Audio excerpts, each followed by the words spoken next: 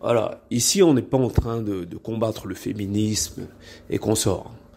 Dans le cercle, on a très bien compris que la problématique noire, notamment le rapport conflictuel ou le rapport d'inconfort en termes de communication qu'on peut avoir entre l'homme et la femme noire, ne repose pas du tout sur le féminisme. Donc, et c'est pas du tout des attaques contre les femmes féministes, etc. Parce que ces femmes féministes évoluent dans un environnement qui est le monde occidental et nous ne sommes pas vraiment concernés.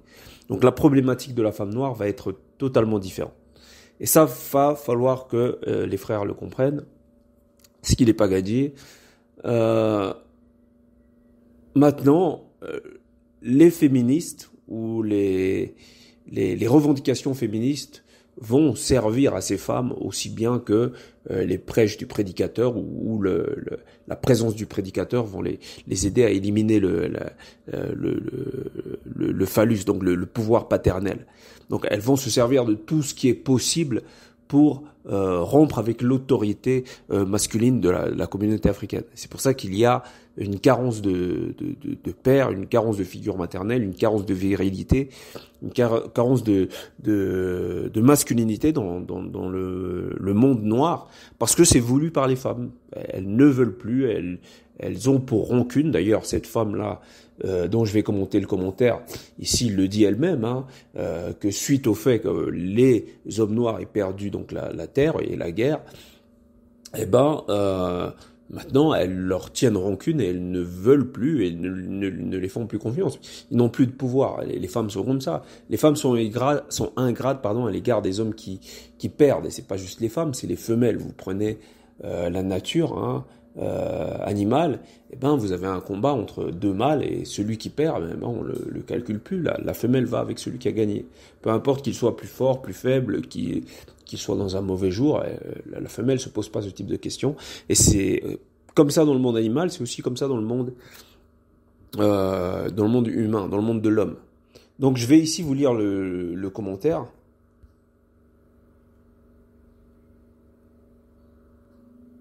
Donc voilà, je vais ici vous lire le commentaire de cette nana, histoire que vous compreniez un peu la psyché, parce qu'il y a beaucoup d'hommes noirs, ils comprennent que dalle, ils comprennent pas du tout comment ces nanas réfléchissent.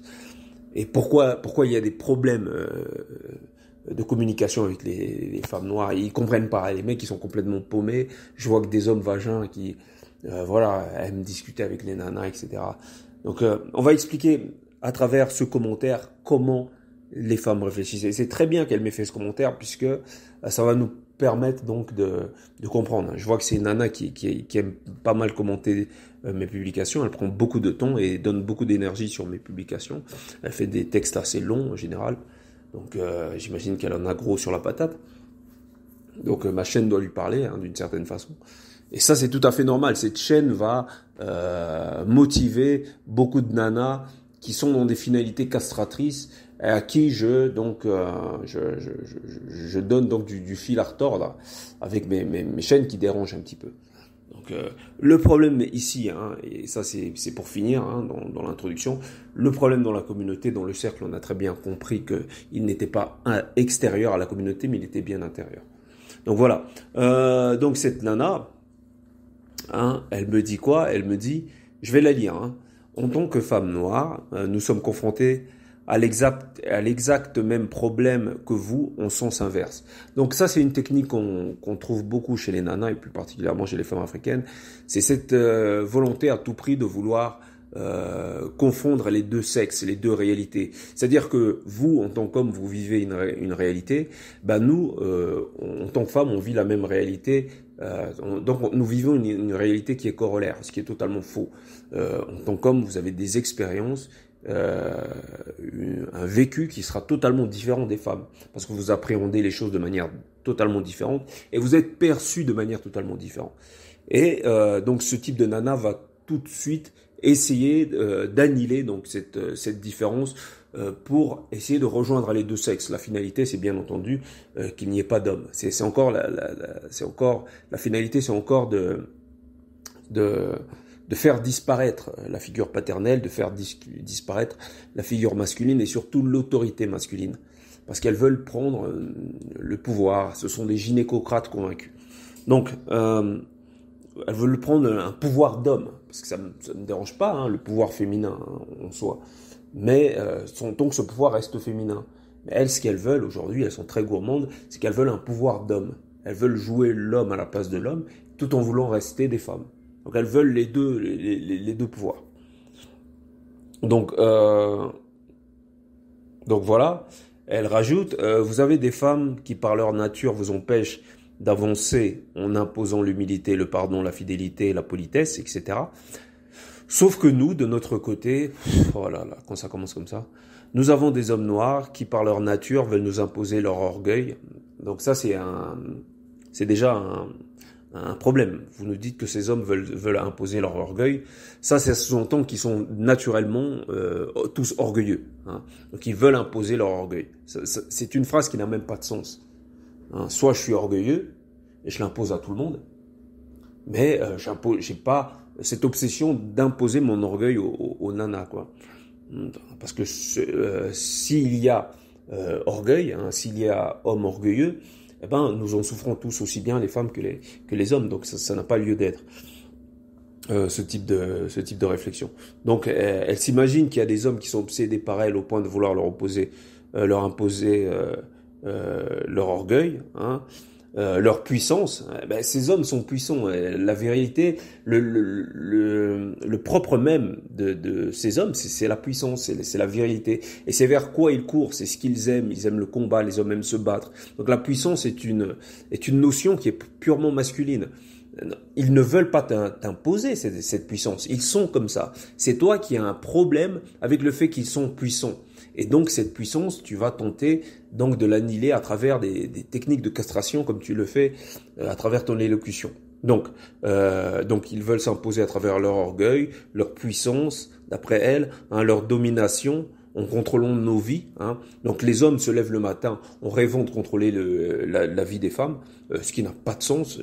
N'importe quel être humain avec ne serait-ce qu'un petit peu d'esprit et de raison sait que cette phrase n'a pas de sens.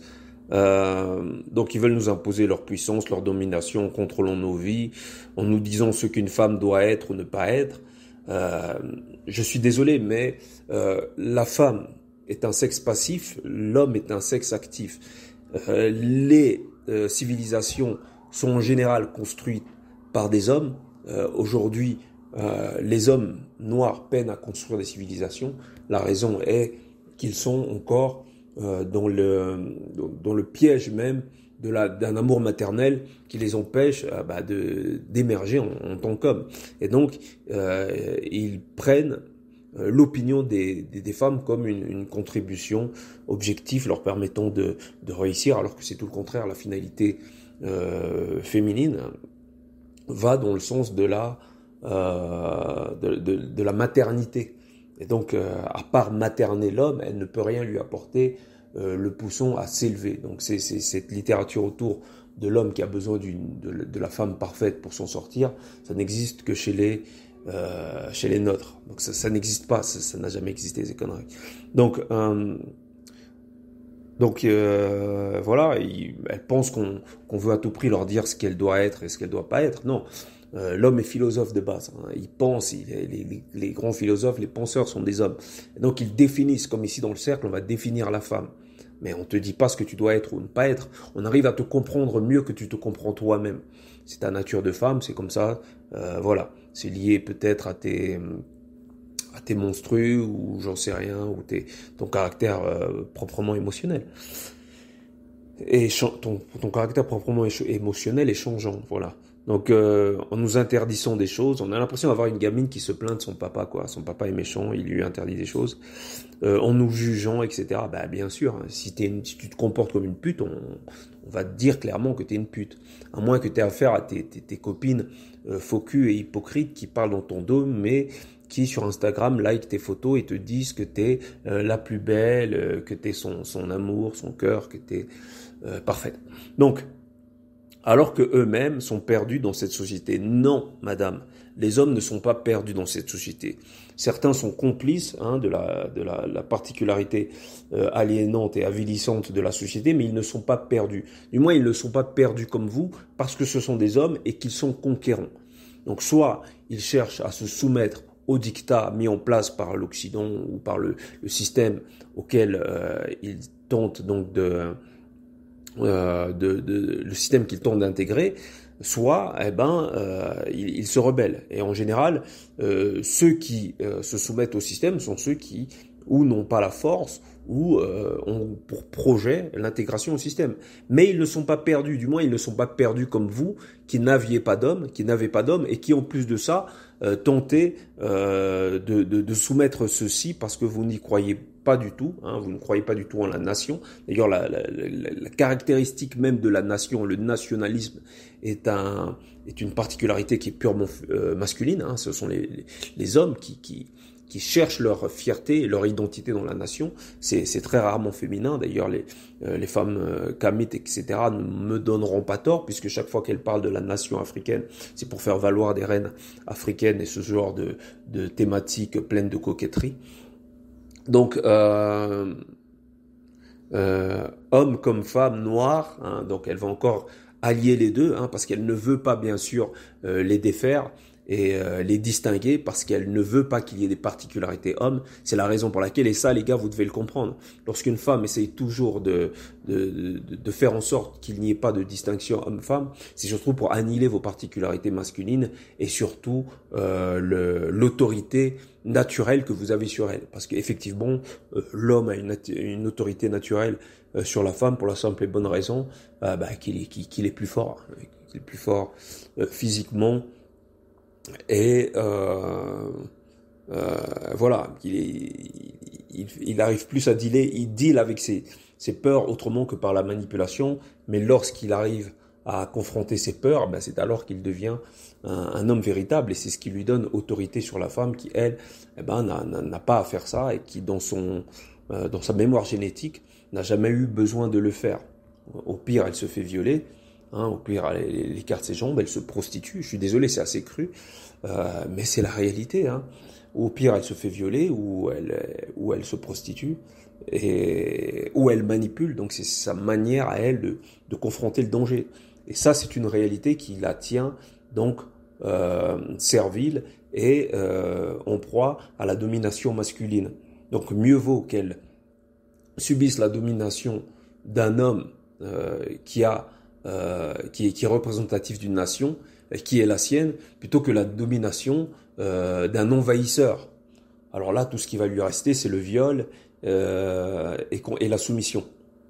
Et en général, ce type de femme, comme la femme dont je parle, la femme dont je lis le commentaire, n'ont aucun souci avec la domination d'un homme ou d'une nation extérieure, en sachant que sa nation est dominée. Et c'est ça le propre même de la femme africaine en général aujourd'hui, c'est que maintenant que la nation africaine est dominée, elle n'est pas du tout concernée. C'est la raison pour laquelle vous la verrez très rarement dans des conférences panafricaines. C'est que c'est un combat qui ne la concerne pas, malgré ce que peut penser des kamites comme Kofi Gomez ou Mobali Makassi. C'est un combat qui ne concerne pas les femmes, puisque la nation est un concept purement masculin qui n'intéresse que les hommes, puisque ça fait appel à leur volonté de puissance. Et la femme n'est pas censée avoir de volonté de puissance, puisque c'est un sexe passif. Merci. Et donc, on va continuer. Voilà. Les hommes donc veulent la juger, l'interdit de faire des choses, etc. Donc, alors que eux-mêmes sont perdus dans la société, non. Je viens d'expliquer en quoi les hommes n'étaient pas perdus. Soit ce sont des Mobutu, des gens qui vendent leur communauté parce que c'est plus facile d'être corrompu. Soit ce sont des hommes qui se battent. Et le combat est tellement dur que la majorité des hommes vont fuir le combat. Et même ces hommes kamites qui font valoir le matriarcat et la gynécocratie, c'est une manière pour eux de fuir le combat, qui sont dans des idéologies bidons comme la spiritualité, la maths, etc. C'est une manière aussi de fuir le combat. Donc, hommes comme femmes noires sont donc des partenaires l'un pour l'autre. Non, ce ne sont pas des partenaires. Il y a un homme et une femme. L'homme joue son rôle d'homme, la femme joue son rôle de femme. Et lorsqu'elle essaye donc de faire mention d'un certain partenariat, c'est une histoire de enlever à l'homme toute autorité. C'est bien joué, mais ça marche pas ici. Donc, au lieu de ça, nos énergies, donc c'est à elle de nous dire ce qu'on devrait faire. Donc voilà, elle va jusqu'au bout de sa démarche d'annihiler la part de masculinité pour au final te dire ce que tu dois faire. Et on va voir ce qu'elle a à proposer. On va se marrer, les gars. Au lieu de ça, nos énergies devraient être complémentaires. Exemple, un homme ne pas investir toute son entité masculine et qu'est-ce qu'elle raconte, et a besoin de mesures et j'ai rien compris, et d'équilibre que la femme peut lui apporter. Donc il ne devrait pas investir toute son entité masculine. J'ai rien compris là. Donc vous expliquez même que c'est grâce aux habitudes du quotidien, à la constance, à la mesure que l'on devient riche. Bon, ici on n'est pas dans une... il y a dans le cercle, hein, parce que là, elle parle d'argent, bien entendu, c'est une femme. Les femmes sont très matérielles et très intéressées par l'argent. La raison est purement sécuritaire, c'est que son pognon, ben, elles sont en proie à la soumission de n'importe qui et donc au viol. Et donc il lui faut... La femme a besoin pour survivre de deux choses. Du groupe, d'appartenir à un groupe, hein, parce que l'isolement pour la femme, c'est la fin, c'est la mort, c'est synonyme de mort. C'est pour ça qu'elle est très sociale. Et de deux, elle a besoin de pognon. Elle a besoin de pognon pour être à l'abri de gens qui lui voudraient du mal, qu'elle pourrait corrompre, et de particularités dont elle a besoin, ne serait-ce que pour ses toilettes et pour pas mal de choses qui fassent qu'elle a besoin elle a besoin de fric, quoi. Elle a besoin de pognon, ce qui est tout à fait normal. Hein, la femme est faite pour vivre dans l'opulence. On n'est pas contre. Mais seulement, étant auto-centrée, elle va justifier, donc sa psyché va la pousser, à justifier ses besoins qui sont ses besoins à elle, hein, des besoins récurrents, qu'elle va transformer en besoins généraux. Hein. Et ça, c'est pas bon. C'est pour ça que dans l'éducation, lorsque vous avez été éduqué par une femme et qu'il y a une absence de vision paternelle, en général, vous êtes éduqué dans ses volontés à elle, et non pas dans des volontés objectives, comme ça va être le cas pour cette nana. Donc, que devient un homme non mesuré? Donc, elle va nous dire ce que devient un homme qui n'est pas mesuré. Une sorte d'être impulsif, narcissique, à la merci de ses pulsions, en tout genre, d'argent, d'ego, de sexe. Bon, je suis désolé, hein, ma copine, hein, mais là tu as résumé hein, l'immoral, mais cette immoralité cache quoi? Ben, cette immoralité cache une chose que nous cherchons tous en tant qu'hommes. Et tu sais, ça s'appelle quoi? La volonté de puissance. Le narcissisme, etc., les pulsions, la volonté d'avoir de l'argent, de l'ego, du sexe, c'est ce qui s'appelle la volonté de puissance, et c'est ce dont nous manquons dans la communauté et dont tu veux nous priver encore plus à travers ta volonté de croire en un monde idyllique, où tout le monde il est beau, il est gentil et qu'on puisse faire de l'argent sans avoir de volonté. Là tu rêves, tu demandes une chose et son contraire. Donc, vous dites que la société ne produit plus de Malcolm X, alors que Malcolm X n'a pas été produit par la société, mais par la prison. Non, c'est totalement faux. Malcolm X n'a pas été produit par la prison. Il faut arrêter de regarder Spike Lee et de croire que, hein, donc Spike Lee qui est un film qui a été fait pour définir donc la vie de Malcolm X, où dans ce film, bien sûr, on dépeint Malcolm X comme quelqu'un qui s'est éveillé soudainement grâce notamment à la contribution de quelqu'un qu'il a rencontré en prison et qui a fait de lui un être éveillé. Non, non, non. Le père de Malcolm X était un disciple de Marcus Garvey, ma petite. Il faut t'instruire. Hein. Donc souvent, elle me fait le reproche de ne pas avoir de diplôme, etc. Et que c'est ce qui m'empêche de comprendre le réel. Mais visiblement, ça, c'est pas le genre de choses qu'on apprend à l'école. T'en es la preuve. Donc, non, petite. Malcolm X n'est pas devenu ce qu'il est en prison. Il avait déjà cette particularité en lui de par son éducation, et cette éducation est paternelle, tu vois. Donc, le père a son utilité. Merci. Donc, on va continuer. Malcolm X a été produit par la prison, hein, encore des conneries. Elisha Mohamed qui l'a formé là-bas, c'est pas Elisha Mohamed qui a formé Malcolm X. Putain, elle raconte que des conneries, mais la pauvre. Non, non, non, non. C'est un compagnon de prison à Malcolm X qui a proposé de présenter, qui lui a parlé d'Elisha Mohamed. Voilà. Donc c'est pas Elisha Mohamed. Ça c'est putain, qu'est-ce que c'est grossier. Comment on peut dire des conneries pareilles? Il a presque vécu une vie monastique, ok. Et en sortant, il n'était plus l'homme pulsionnel de sa jeunesse. Donc, en fait, je vais t'expliquer un truc, hein, petit. Hein. C'est justement grâce à cette pulsion, grâce à ce vécu, qu'il a pu être l'homme qu'il était. C'est ce qui a fait de lui ce qu'il est. Tu lui enlèves sa pulsion, hein. Et c'est ça le problème de cette nana là. Et là, je suis vraiment ravi de vous lire ça pour que vous puissiez comprendre ce qui se passe dans la tête de ces nanas là. Elle pense que votre pulsion est forcément négative. Il y a de la positivité dans la pulsion.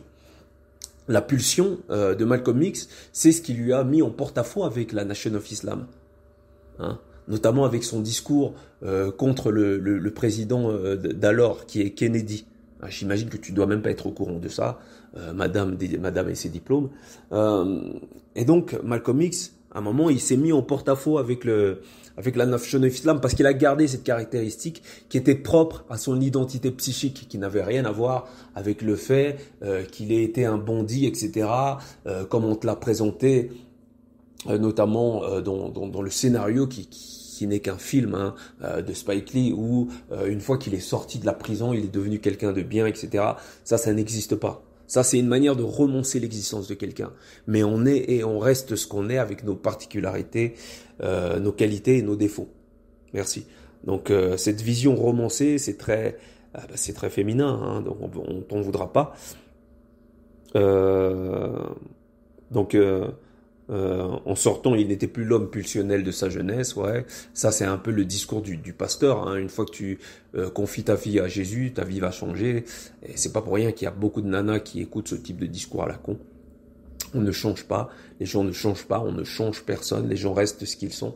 À toi de voir ce qu'ils ont de bon à travers les défauts de quelqu'un, ce que tu appelles des défauts, qui sont peut-être des défauts que pour toi. Eh ben, il se cache aussi des qualités. On a les défauts de ses qualités, comme on dit. Donc, qu'est-ce qu'elle raconte encore comme connerie? Il est devenu un homme sage, ouais, fort, convaincu, juste dans ses propos et dans son attitude. Ok, dans son attitude. C'est très féminin de regarder et de juger un homme par son attitude, hein. Donc, bien sûr, c'est superficiel. Donc, il a réussi à dompter son énergie masculine, parce que ce qui faisait de lui, tout ce qui était négatif chez lui, pour elle, hein, notamment, c'était son esprit masculin. Donc tout ce qui est négatif est rejeté du côté masculin, et tout ce qui est positif, c'est forcément le fait d'avoir été transcendé, soi-disant par Elisha Mohamed, en prison. N'importe quoi. Donc il a réussi à dompter son énergie masculine pour lui faire prendre le bon sens et l'investir au bon endroit. Ok, voilà, on a l'impression qu'elle le connaît personnellement. Ok, ce n'est qu'après avoir réussi à trouver son propre ordre moral, son propre cadre, que Malcolm X est venu se positionner auprès de sa femme en tant qu'homme dominant, père de famille, pas avant, non, je regrette. Malcolm X n'aurait pas un sou, Malcolm X ne serait pas soutenu par la Nation of Islam, économiquement parlant, et qu'on sort, il n'aurait pas de femme, hein, qu'on se mette d'accord, c'est pas parce qu'il a changé. D'ailleurs, la fin de sa vie était très misérable. Et donc on va continuer. Il y a donc deux stratégies au choix de l'homme: entrer dans le système et le dominer. Ça, c'est très féminin. J'intègre le système pour au final lui la faire à l'envers. C'est une caractéristique qui est proprement féminine. Et tu demandes à avoir des hommes qui aient des caractéristiques féminines. Et c'est ce qu'on vous reproche ici dans cette chaîne. C'est que vous êtes dans l'incapacité de comprendre les particularités masculines, et vous les jugez, comme d'ailleurs tu les as jugés avec ce Malcolm X que tu penses être quelqu'un qui était complètement bousillé, détourné de la réalité, mais en réalité qui n'était juste que détourné de l'ordre, hein, du pays dans lequel il résidait, c'est-à-dire les États-Unis. Et donc il était en porte-à-faux avec ce système. Une fois qu'il a intégré la Nation of Islam, il a pu bénéficier d'un certain confort, hein, économique et mental et psychique, d'un entourage, lui permettant de mettre en place ce qu'il a toujours été. Hein. C'est-à-dire qu'il n'a pas changé. Il a juste bénéficié d'un environnement qui était plus sécurisant. Donc c'est pas qu'il a changé et qu'il est devenu Superman.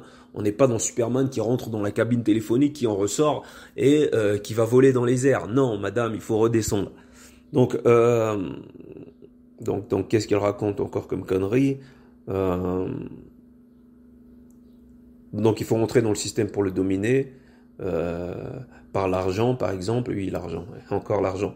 C'est une obsession pour les nanas parce que c'est un besoin et qu'elles confondent avec la réalité. Donc voilà, tout en ayant la possibilité de se faire aider par une femme, en général pro du système, elle te dit ce que tu dois faire, quoi. Intègre le système, fais-toi, voilà. Donc fais-toi aider par une nana et le monde va changer. Donc prendre son bâton, bon pourquoi pas, maintenant pourquoi pas, mais ça reste des considérations purement matériel. Et là, en général, en l'occurrence, tu joues ton rôle de nana, avec avec ta capacité à pouvoir intégrer le système et donc savoir comment te soumettre au système. C'est un truc purement féminin. Donc tu permets, et justement, ça c'est un apport de la femme, justement, c'est qu'elle permet de se rendre compte des risques inutiles qu'un homme pourrait prendre. Parce qu'elle est tellement à la botte du système que les risques, elle les prendra jamais.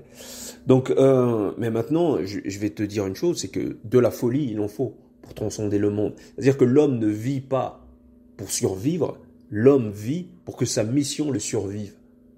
L'homme vit pour laisser son nom. C'est ce que tu ne comprends pas du tout parce que tu es une nana et que tu vois les choses de manière pragmatique et que tu veux que ça se finisse bien comme dans un Walt Disney. Donc, prendre son bâton de pèlerin, donc, il devrait prendre son bâton de pèlerin, on est dans Superman, etc. Moïse, qui va séparer l'eau en deux. Donc prendre son bâton de pèlerin et trouver des solutions aux problèmes de la société seule. Ok, si déjà tu es réfractaire à toute solution qui n'émane pas de ton caractère moral, je sais pas quelle solution tu vas comprendre à ton échelle. Donc voilà, si c'est pour faire la morale et nous dire que nous ne devons pas être des hommes, que nous devons être de bons toutous, on a compris que c'était une option, mais c'est pas une solution et c'est pas un concept très novateur que tu es en train de nous pondre là.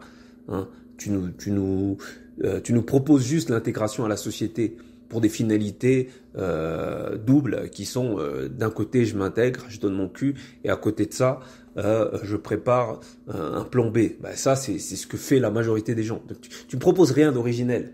Tu ne proposes rien d'original, tu ne fais que nous dépeindre un plan qui est celui de Monsieur Tout-le-Monde. Donc ça peut être en faisant des études, en faisant une retraite spirituelle, putain des trucs à la con, bordel, rien d'original quoi. Et revenir ensuite avec la force de l'autodétermination, oui, Superman, voilà. On a encore Superman qui sort de la cabine et qui va voler dans les airs, sauver le monde. L'autodétermination, donc le mec qui change, comme elle a cette psychologie, cette manière de percevoir le monde que une fois que tu pars faire une retraite spirituelle, une fois que tu vas en prison, tu rencontres le pseudo Elisha Mohamed, tu ressors et tu vas en être changé. Et du coup, tu vas changer le monde. Mais non, ça se passe pas comme ça, ma chère amie.